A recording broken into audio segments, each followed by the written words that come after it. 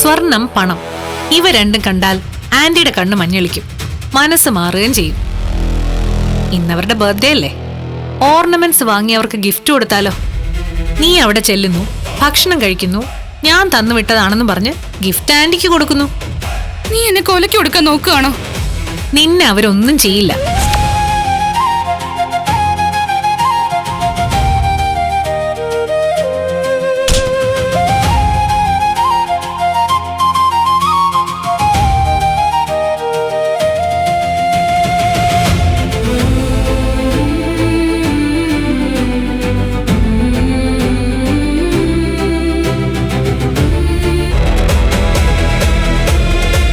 നീ എന്താടി ഇവിടെ?